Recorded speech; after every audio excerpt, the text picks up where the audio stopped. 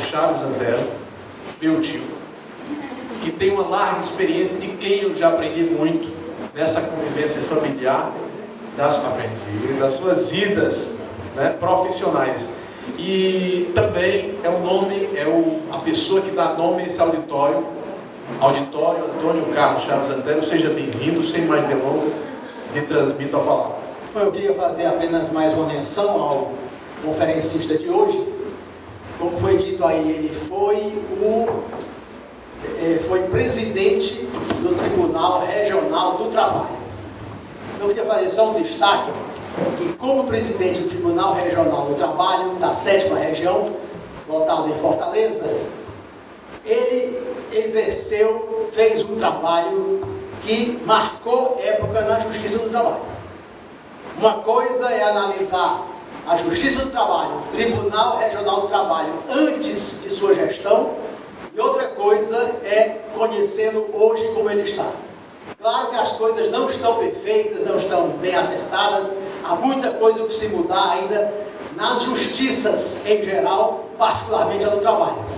Mas o que diz respeito a empregados, a fisiologia, a nepotismo no Tribunal Regional do Trabalho, era conhecido como Tribunal do Nepotismo, né? Isso foi encerrado no que foi possível na sua gestão.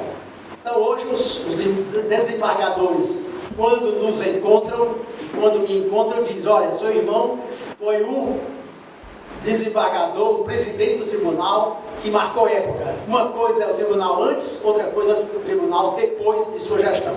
Então eu queria fazer só essa ressalva, porque isso está na história do Ceará.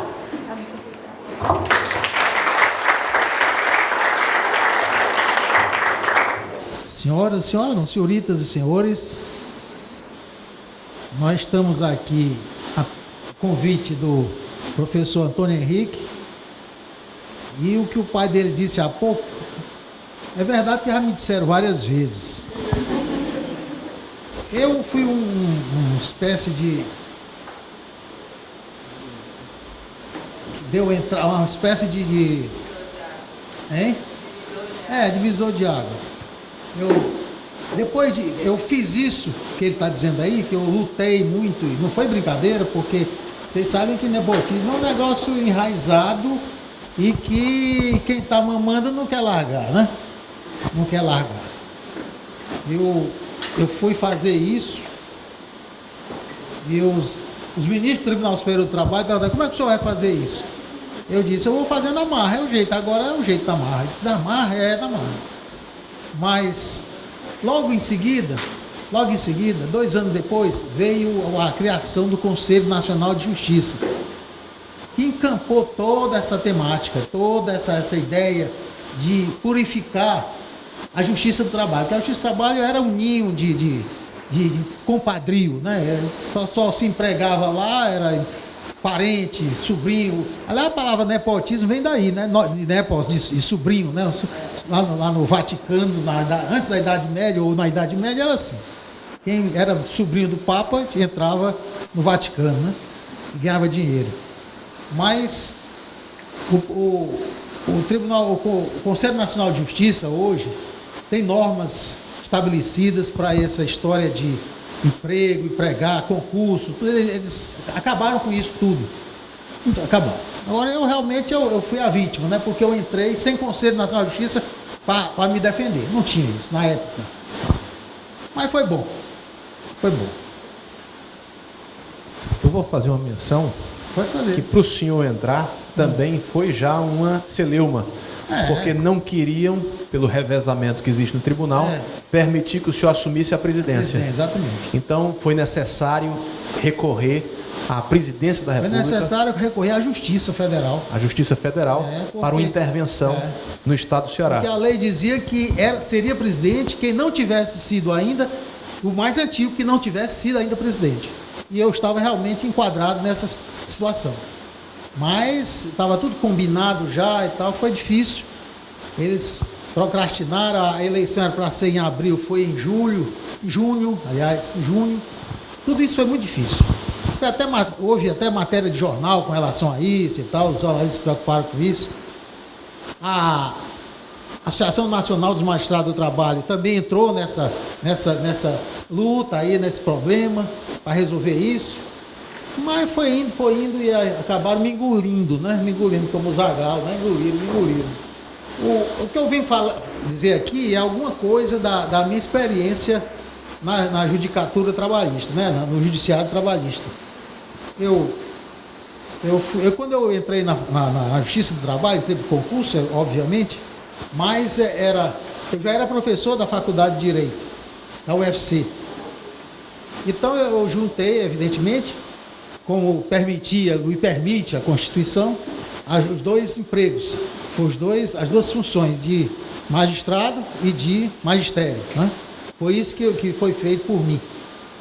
Isso me ajudou muito também, porque no magistério eu estava muito em dia com a matéria, muito em dia com as novidades, etc. Foi bom. Eu já era professor assistente quando eu fui nomeado juiz substituto da Justiça do Trabalho. Não se pode, evidentemente, eu vou começar a falar em Justiça do Trabalho, assim, de chofre, sem falar sobre direito do trabalho. Direito do trabalho. Porque a razão de ser da Justiça do Trabalho é esse ramo do direito que é especial, específico, tem uma coloração específica no quadro geral do direito. Então, o objetivo da palestra é esse, é falar sobre essa experiência na Justiça do Trabalho e também um pouco da carreira de professor de direito. Esse trabalho, que é regulado pelo direito do trabalho, é um trabalho específico, não é um trabalho qualquer, é um trabalho chamado trabalho subordinado, ou seja, um trabalho que é realizado sob a direção de outra pessoa, ou seja, do empregador, ou chamado patrão, corriqueiramente. Esse é o trabalho subordinado. O direito do trabalho, tecnicamente falando, ele nasceu e existiu por conta desse trabalho subordinado. É um direito que veio realmente compensar o peso fraco do trabalhador dentro do contrato, em frente à força do empregador no contrato de trabalho. O direito do trabalho nada mais do que o regulador dessa relação entre patrão e empregado. Isso tecnicamente e no seu início é isso aí.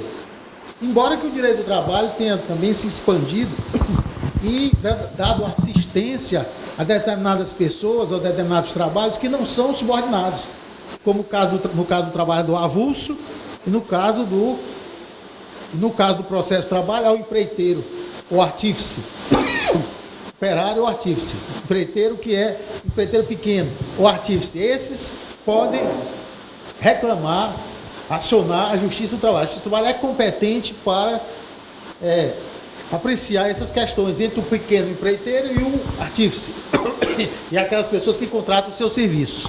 Então, o direito do trabalho, vocês se lembrem que é um contrapeso. Ele é um contrapeso, é um direito que funciona como contrapeso no contrato, pesando um pouco mais a favor do economicamente fraco. Isso porque se subentende que no contrato de trabalho há sempre uma certa força maior, uma certa inclusão do economicamente mais forte. Então, realmente, o direito do trabalho não é um direito privado, por exemplo, que vocês conhecem como direito comercial, onde há uma presunção de igualdade de partes. No direito do trabalho não há essa igualdade de partes. Há uma presunção de que não há igualdade de partes. Então, é exatamente isso a diferença. Essa é a única diferença.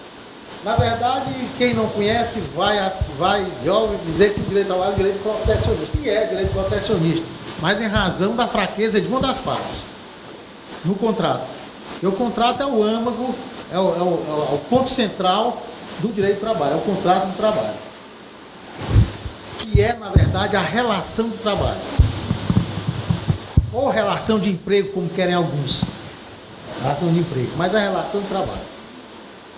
essa relação jurídica é uma relação jurídica de direito privado. Agora nós estamos voltando agora para a classificação geral do direito público e direito privado. Aquela classificação velha, antiga, que todo mundo conhece. Por que o direito do trabalho é um ramo do direito privado? Porque, na verdade, ele regula um relacionamento entre duas pessoas privadas. Ou então, se o Estado estiver de um lado dessa relação, e pode até estar, mas vestindo uma fisionomia de pessoa de direito privado, como empregador. Então o Estado normalmente não é empregador, mas o Estado pode ser empregador, e quando ele o faz, quando ele é empregador, ele se apresenta como se uma pessoa privada fosse, como se fosse uma pessoa privada.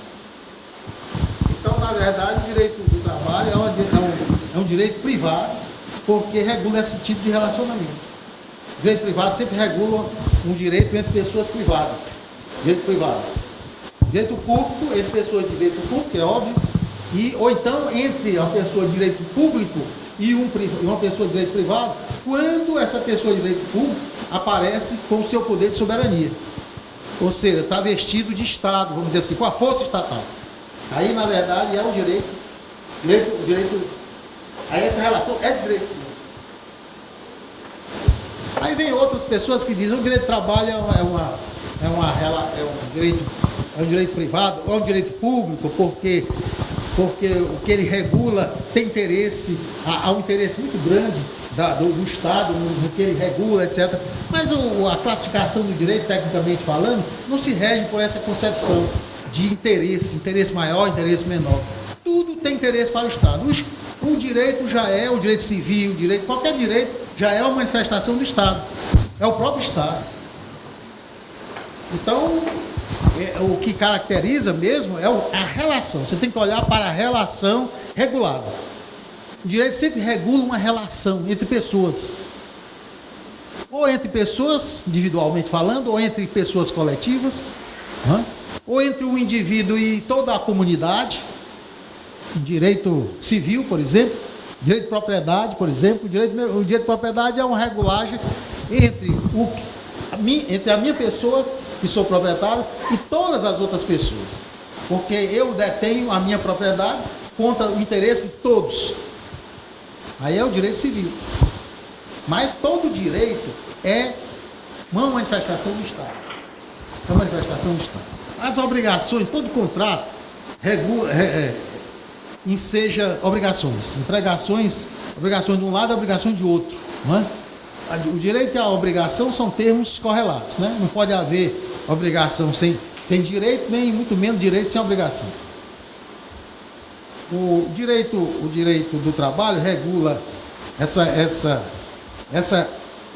situação entre direito e obrigação. Quais são as obrigações resultantes do contrato de trabalho? As obrigações principais são o de prestar serviço sob a direção do empregador e a de pagar por esse serviço prestado, de um lado e do outro.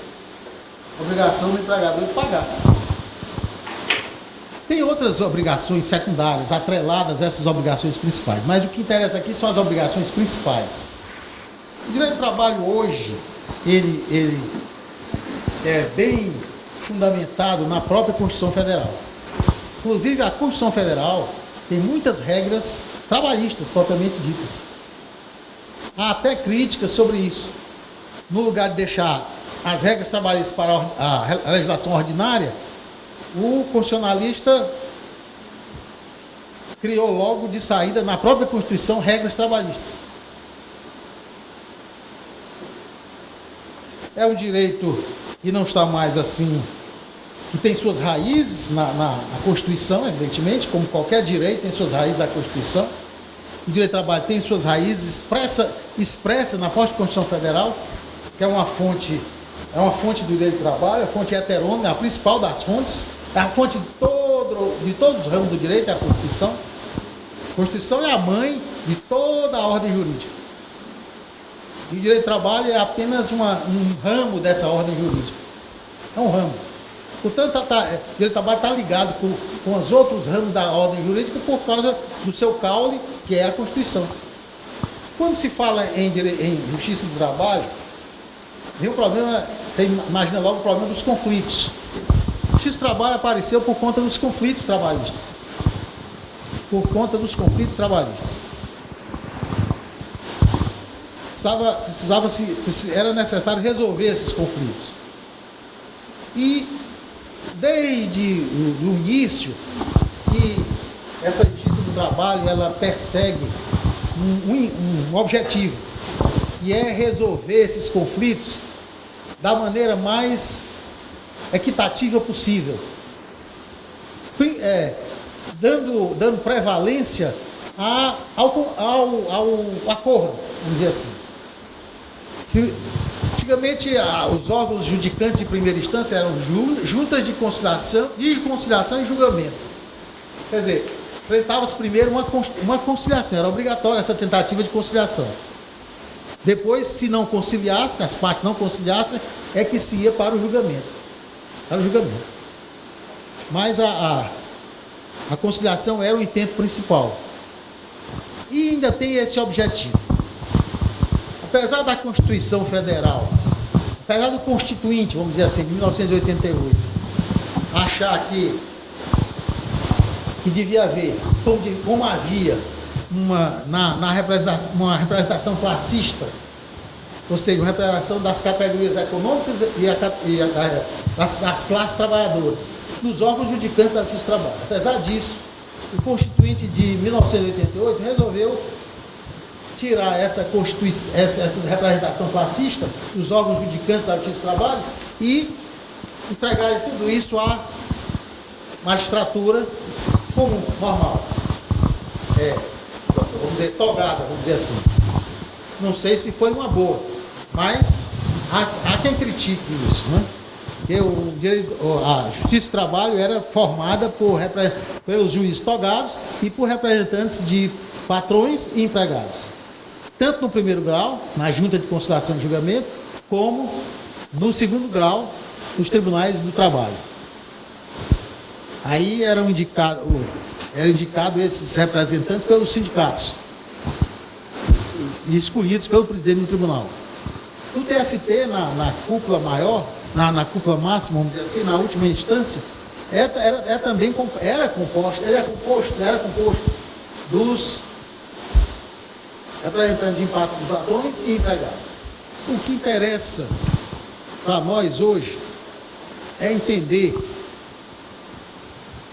que essa luta de classe, vamos dizer assim, que às vezes está na mente de muitas pessoas, não é uma boa indicação para a justiça do trabalho. A justiça do trabalho ela tem como pressuposto a conciliação entre as duas categorias, as categorias sociais da produção, que é o capital e o trabalho.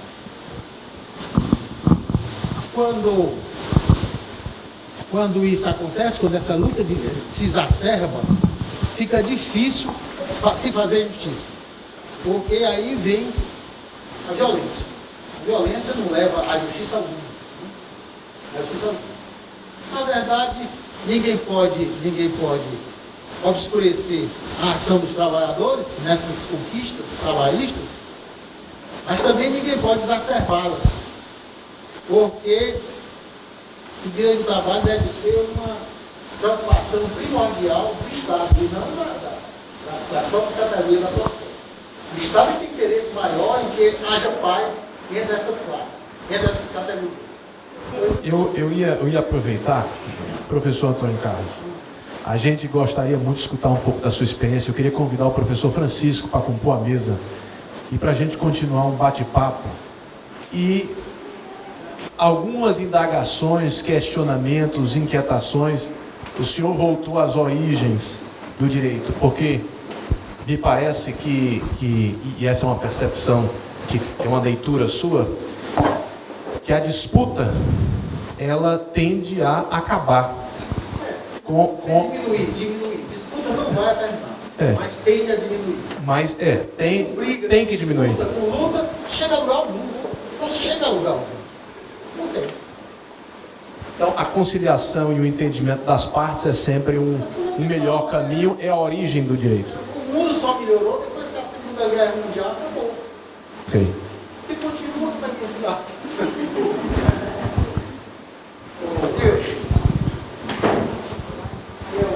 Vou convidá-lo também à mesa. Venha. Eu gostaria de indagar, porque isso é parte um pouquinho da minha convicção, de que a justiça do trabalho, como ela é constituída hoje, né, como justiça, como um setor independente ou a parte do contexto geral da justiça, a estrutura, a minha ideia é que a justiça do trabalho, em lugar de favorecer a harmonia entre empresas, empregadores e empregados, né? Ela talvez seja uma estrutura que instiga o problema da luta, entendeu? Pelo fato próprio dela existir. Se os assuntos trabalhistas fossem resolvidos pela justiça em geral, como qualquer outra questão, entre marido e mulher, enfim, qualquer coisa, vai para a justiça. A Justiça Federal, né, poderia ter alguns juízes, né, especializados nas questões trabalhistas e resolver os problemas, atender essas questões. O fato da existência de uma grande estrutura trabalhista, grande estrutura, que é muito grande, a estrutura do Ministério da... Dispendiosa, caríssima, né? Ela, em vez de sanar ou reduzir o problema, ela como que está ali para dizer o seguinte: nós estamos aqui, nós temos necessidade de justificar a nossa existência. Nós temos necessidade de justificar a nossa existência, entendeu? Salários altíssimos desses juízes, né, e dos empregados em geral da justiça, né? Se não tiver muita luta, muita questão, a justiça do trabalho perde o sentido, com toda a estrutura que tem. TST em Brasília, a sede TST, para os que conhecem, é um palácio. É um palácio que custa milhões e milhões à nossa república, entendeu? Então, se não houver luta realmente, questões, encrencas, né, nós não justificamos a nossa existência, por razão de ser, de existir. Entendeu? Então, eu penso que hoje a justiça do trabalho, em vez de ser uma coisa positiva, ela se apresenta negativa para a paz social, no meu entendimento. Não quero dizer com isso que as questões não devem existir, elas existirão sempre, mas deveriam ser resolvidas no âmbito da justiça geral do país, entendeu? Esse é meu ponto de vista. Segundo, pelo fato, como você acabou de dizer, que a justiça do trabalho não é como os outros ramos da justiça, que as partes entram como situações iguais, né? A justiça do trabalho já entende, na justiça comum, entre situações iguais, entre os litigantes. Na justiça do trabalho, né? Na justiça do trabalho, o empregado já entra numa situação privilegiada, entendeu? Então eu pergunto, existindo isso, esse direito, isso é um direito, né? É do direito. Existindo esse direito em que o empregado já entra com uma certa vantagem em relação ao empregador, por ser a parte mais fraca, né? O direito assim exige. Eu pergunto, nesse direito, a justiça se faz? Essa é a questão. Há um certo exagero na justiça, na justiça do trabalho, propriamente dito, dessa prevalência do trabalhador. Na verdade, o que é protecionista, o que dá relevância ao trabalhador, é o direito do trabalho, e não o processo do trabalho. Mas como o pessoal da justiça do trabalho se imbui daquela ideia de que tem que batalhar pelo trabalhador, o empregador, na hora da audiência, já chega perdendo, porque eles já tem um clima contra eles, contra o empregador. Mas na verdade isso não é para acontecer. Isso já é a história do cachimbo deixar a boca torta. Porque na verdade o que é protecionista é o direito do trabalho. O processo, esse não pode ser protecionista. Porque o processo exatamente é o caminho da solução da questão. O processo nada mais é que uma regra de trânsito, como dizia o Álvaro Costa. Uma regra de trânsito. Como é que você vai perquirir a verdade da justiça? Quem tem razão e quem não tem razão? Através de um processo. O processo nada mais é do que isso. O processo não pode ser protetor de ninguém. O processo, esse sim, tem que ter as partes, presumivelmente, cadeiras iguais. Cadeiras iguais. Mas existe isso mesmo. Quer dizer, esse exagero da estrutura da justiça do trabalho, isso tem levado a realmente esse desvirtuamento. Quer dizer, todo empregador tem um pavor à justiça do trabalho. Um pavor. Porque, na verdade, já entra cadê? Por causa dos costumes judiciários. Os costumes judiciários errôneos, errados. Isso apareceu. Isso tem uma história. Essa justiça do trabalho ela é originária da Revolução de 1930. Essa justiça do trabalho essa é a ideia getulista. O homem dos trabalhadores. Então isso vem já impregnado por essa concepção de protecionismo, de luta de classes, né? De luta de classes. Essa luta de classes é que acaba com a situação. Porque a luta não é bom para o progresso. É até certo ponto. Todo mundo sabe disso. Até certo ponto. Ninguém vai dizer que os trabalhadores não tiveram a sua glória em realmente certas conquistas. Tiveram. Porque se eles eram os interessados, eles conquistaram. Mas é por aí só. Não precisa exacerbar. Porque se exacerbar, eles inviabilizam a empresa. E a empresa, sem a empresa não há direito do trabalho. Diga, minha filha. Pode, fica à vontade. A gente falando aí da situação do empregado, mas vejo eu, na minha visão, que os empregadores, as empresas, por sua vez, temos um problema tributário anterior, porque se nós não pagássemos, né, nós falando dos empregadores, tanto imposto, né, fôssemos tão procurados, com certeza poderíamos até pagar salário mais justo aos empregadores. Então, eu acho que já é um problema que vem, né, as empresas conseguiriam ser até mais justas com seus empregados. E outra coisa, assim, eu lhe faço a pergunta. Você falou de flexibilidade, né? Essa mudança trabalhista que teve essa flexibilidade, no seu ver, eu acho... Lei 13.467. Isso. De julho de 2017. Ok, mas o senhor não acha que os empregados ficaram numa situação mais fragilizada, mais fracos em relação a esses acordos com as empresas? Eu não acho. Objetivamente falando, não acho. E para você que está assistindo o nosso programa, continua ligado que vamos para um breve intervalo e voltamos já.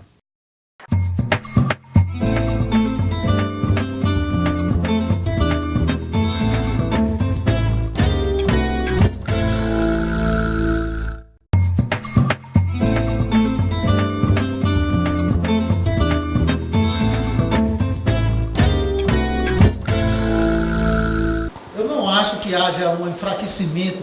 Eu já estive conversando com várias pessoas, inclusive tem muitos professores que já falaram sobre isso, escreveram sobre isso, e que na verdade não há uma fraqueza, não houve enfraquecimento por parte do trabalhador. Não houve. Mas o índice de emprego não aumentou. Não aumentou. Mas não aumentou, mas veja bem, o problema do emprego é mais profundo, né? O problema do emprego é econômico. Não é de relação de trabalho, não é relação contratual. O problema de emprego não é relação contratual. O problema de emprego é econômico. A empresa não tem condições econômicas de aumentar, de melhorar, de se soerguer, de crescer, por causa da situação econômica geral. Isso é muito delicado, sabe? É muito delicado, essas questões são delicadas. Não se pode exacerbar, não se pode puxar para um lado e rasgar a boneca, vamos dizer assim. Cada qual puxa para o seu lado e acaba tudo. Não pode ser assim. E é muito delicado isso. Tudo está ligado. Tudo está ligado. O getulismo, realmente, o trabalhismo, antigamente, era realmente uma guerra, uma luta, era uma bandeira política. O problema era esse. O trabalhismo foi uma bandeira política durante muitos anos. Era representado pelo Partido Trabalhista Brasileiro, na época. Muitos anos. Então, na verdade, isso foi o quê? Ensejando essa exacerbação da estrutura da Justiça do Trabalho. Também criava-se emprego, também era bom, né? Por esse lado. Então, essa suntuosidade da Justiça do Trabalho é condenável, é condenável. O juiz do trabalho não pode estar em palácio, de jeito nenhum. Nem ministro do trabalho não pode estar ministro do TST não pode viver em palácio. Não tem sentido isso. Não tem sentido. Eu acho que a Justiça do Trabalho podia ser perfeitamente ela ser um lado da Justiça Federal. Porque ela é Justiça Federal já. Ela já é Justiça Federal. Por que não organizar umas varas da Justiça Federal para atender as questões trabalhistas? Porque esse Tribunal Superior, esse rol de regiões trabalhistas, é muito peso. Já tem pensado muito. Isso, quando se pensa nisso, em arrumar isso, vem uma guerra, vão cercar de mãos dadas o Tribunal Superior, o Tribunal do Trabalho. É aquela confusão, sabe? Mas é porque o espírito do funcionário não quer perder a chance, né? Eles estão castelados ali e ali ficarão. Grandes empregos, grandes salários, algumas mordomias. Mas isso, por exemplo, na Europa não é assim. Na França tem um apêndice da Justiça Federal da França que trata das questões trabalhistas. Até mesmo porque, eu esqueci de falar, mas as regras trabalhistas hoje, a tendência delas é serem autônomas. Ou seja, são normas regidas, confeccionadas pelos próprios sindicatos, pelos próprios acordos coletivos, pelas convenções coletivas. Nos Estados Unidos, a Justiça do Trabalho americana é só oriunda de acordos coletivos, de convenções coletivas. Essa história do Estado outorgar uma legislação, uma CLT, isso ou aquilo, é uma coisa meio sul-americana. É nosso. Porque, na verdade, ninguém mais conhecedor dos seus problemas do que os próprios empregados e patrões.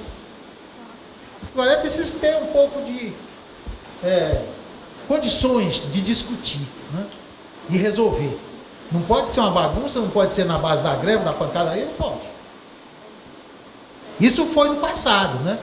No passado, a greve era um instrumento muito usado pelos trabalhadores. Mas isso como? Logo no início do movimento operário, na Revolução Industrial, etc. Hoje, o direito do trabalho ele se estendeu até outras relações que nunca pensou em regular. Por exemplo, empregado doméstica e patrão e empregado doméstico. Isso não existia no direito do trabalho. Agora existe. Porque o direito do trabalho começou com o problema da fábrica.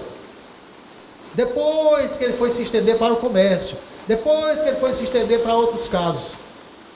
Por isso que eu advogo a ideia de que a legislação, a definição e o estudo do direito do trabalho tem que começar pela característica da subordinação hierárquica do empregado ao empregador. Subordinação econômica. Subordinação no sentido de ser menor, mais fraco economicamente. E o direito do trabalho aparece como um compensador, como um contrapeso, do lado mais fraco. É só isso, nada mais.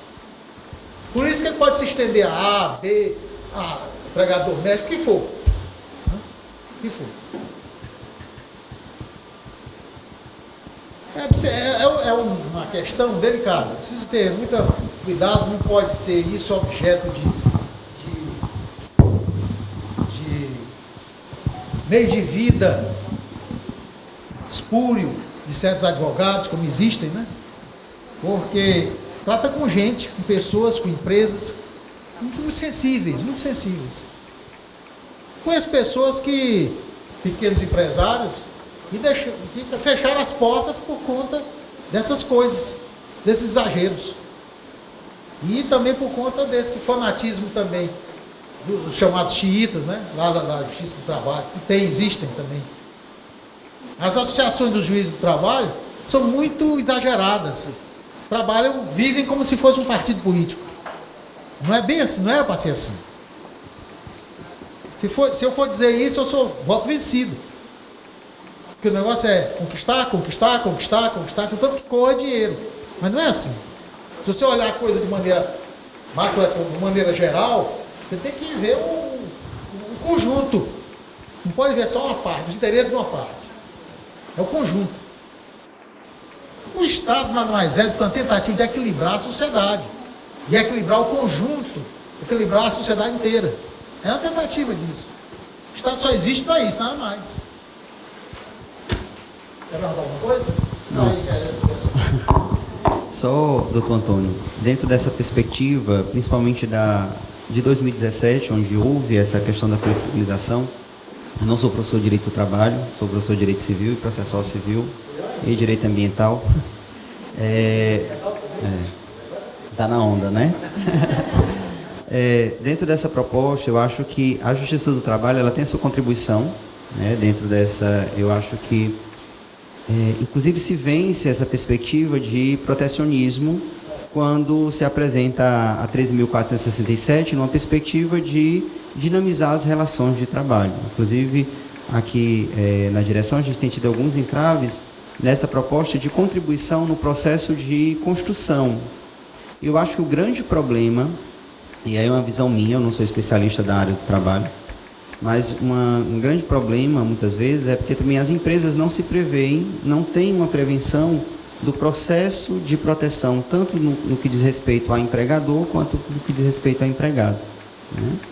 E a reforma trabalhista, ela vem nesse intuito, e a gente tem que ter muito cuidado com certas artimanhas que se apresentam como soluções de crises econômicas, né? Se for nessa base, a gente não vai conseguir trazer realmente os reais entraves do que tem se apresentado dentro dessas reformas e dentro principalmente dessa reforma que aconteceu em 2017. E aí o senhor falou de uma coisa que é muito concreta hoje, inclusive eu tenho falado muito isso para os nossos alunos, não se faz mais justiça hoje sem a arte de conciliar, né? Eu acho que a conciliação ela não é mais somente uma fumaça, ela já é uma concretude, né? Os centros de mediações que já são prévias da regulação do CNJ, que agora é uma vivência real em virtude do nosso novo Código de Processo Civil, não existe mais essa questão de impor sem antes conciliar, sem antes tentar com que as partes ali cheguem a uma construção coletiva, que muitas vezes o empregado vai atrás da Justiça do Trabalho porque faltou não somente as condições enquanto trabalhador, mas faltaram outras condições que estão além da relação de trabalho. E a conciliação ela tem esse viés de trabalhar os conflitos muito além daquilo que está lá, daquelas verbas trabalhistas que não foram quitadas, daquelas verbas trabalhistas que não foram cumpridas. Então, a conciliação ela tem esse viés.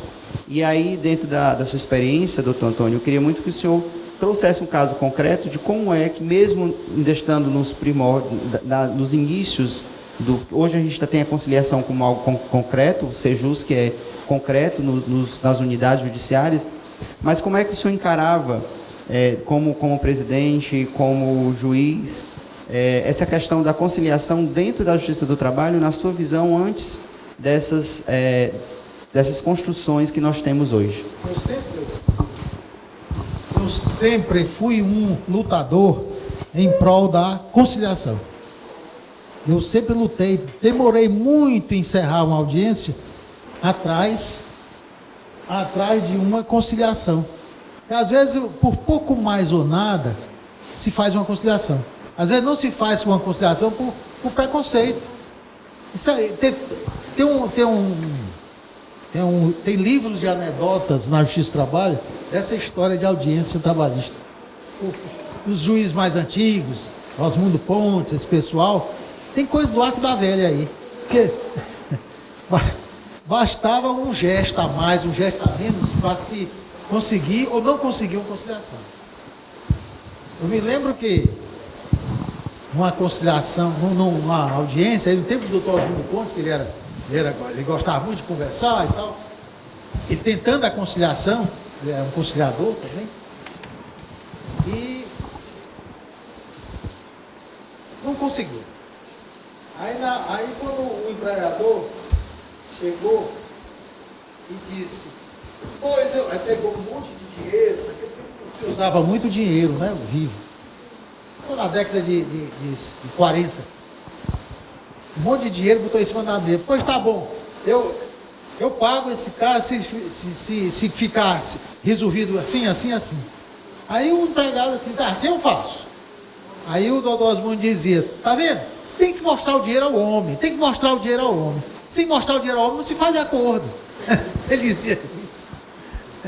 Aí na outra audiência, chegou um sujeito lá, muito arrogante, o empregador, e botou o dinheiro, botou logo assim, eu quero fazer acordo por tanto. Aí o empregado se zangou e disse, não faço mais acordo. Aí o doutor Osmond dizia, tá vendo? Você vai bancar poço, vai mostrar o dinheiro ao homem? Ao contrário.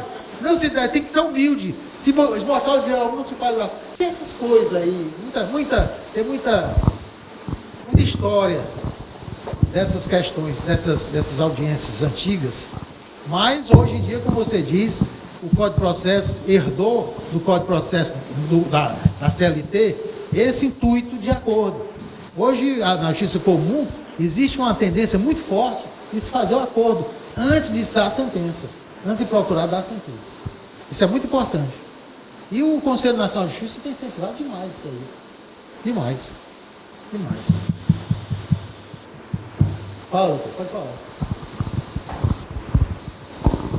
Professor, eu queria aproveitar, o senhor tem uma experiência larga dentro da Justiça do Trabalho, e o senhor está vendo a evolução dessa área que é sua. O senhor está vendo que desde Getúlio temos passado por inúmeras reformas, agora com a flexibilização. A minha pergunta, e a pergunta que eu faço ao senhor, é o seguinte, vendo o direito hoje atado e engessado diante de estruturas, encastelado nesses grandes tribunais, como é que o senhor enxerga no futuro a profissão e a atuação dos profissionais dessa área? Como é que o senhor enxerga o futuro do direito no Brasil, a dizer que nós devemos, pela visão que o senhor diz, sair desse modelo ortodoxo, onde nós temos uma superestrutura estatal, eu diria governamental, da magistratura, prevalecendo sobre o próprio objeto sobre o qual eles deveriam atuar.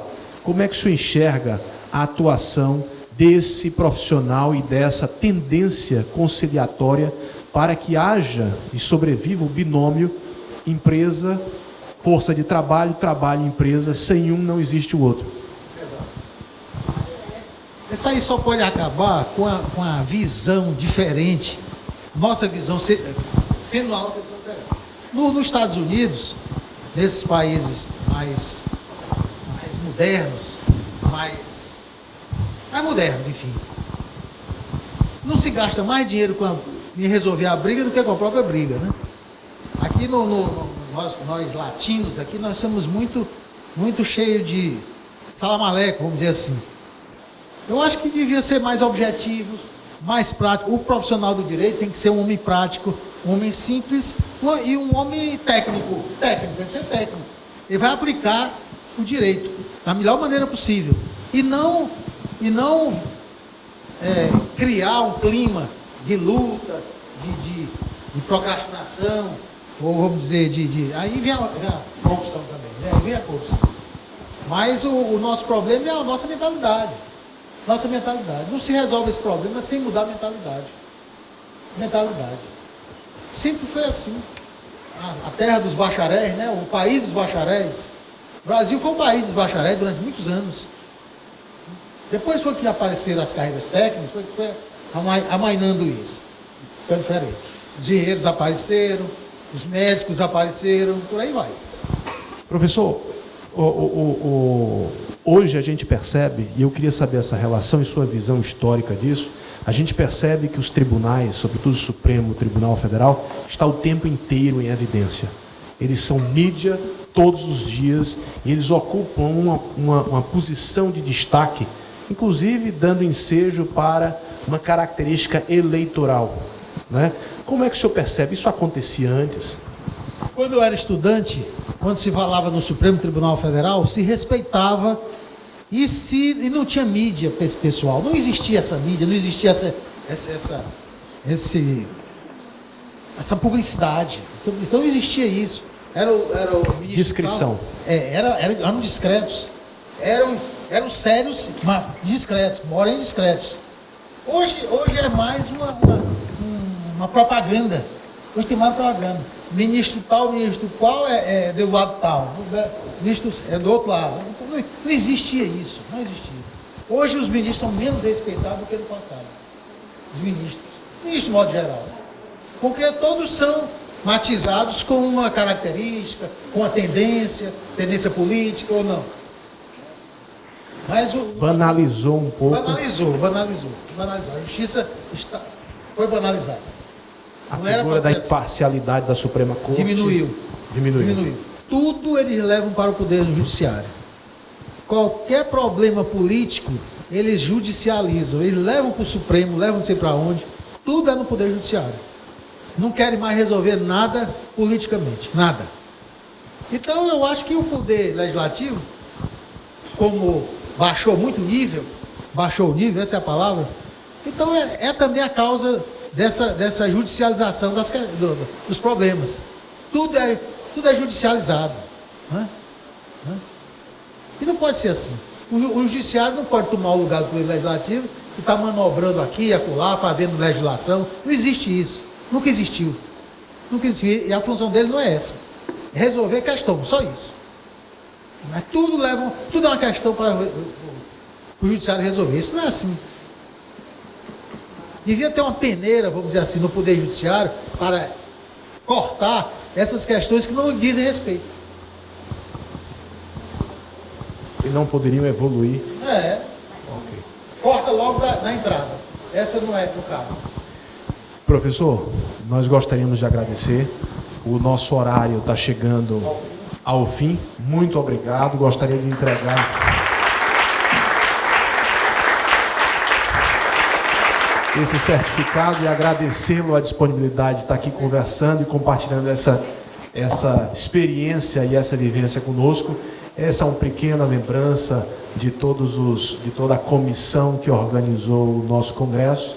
É uma lembrança. Dar os parabéns à faculdade. Essa faculdade já é uma faculdade conhecida, né? Porque toda a gente passa, sabe onde é, o que é e tal.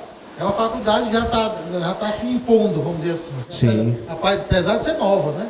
Nova. E cada vez que sai pelos corredores, a gente vê os nossos alunos de Direito com aprovação no AB. Isso nos deixa muito felizes. Na OAB também? No AB, sim. No 9º semestre, os nossos alunos, graças a Deus, já estão habilitados para o exercício profissional. O lugar é muito interessante para estudo, né? Porque é um lugar calmo, sem confusão. A faculdade é bem situada, né? E esse curso tem um NP, Núcleo de Práticas Jurídicas, que é uma referência, nota máxima no MEC. O NPJ, que é coordenado pela professora Ana Mônica, que não pôde estar aqui, mas que faz um excelente trabalho e que promove uma experiência muito mãos à obra, mãos da massa para os nossos acadêmicos, e eles, de fato, têm uma formação prática muito eficaz, muito eficiente. Eu agradeço a oportunidade de estar aqui, desejando a você, que é mais novo, muitos votos de sucesso. E que essa faculdade avance e vá para o lugar que ela deve ficar, que é um lugar de destaque no Ceará, em matéria de ensino jurídico. E está já e vai ganhar cada vez mais destaque. Professor, esse é um pequeno regalo para que o senhor guarde de lembrança e a participação do senhor no Congresso. A sua filha está batendo uma foto, se o senhor puder registrar o momento. Vamos ficar aí. Não, isso aqui é a nossa Casa de Câmara, Casa do Povo. Câmara de Aracati, que é o símbolo, o nosso prédio histórico, símbolo do Congresso. Muito obrigado. Peço mais uma salva de palmas para o professor Antônio Carlos Chaves Antero.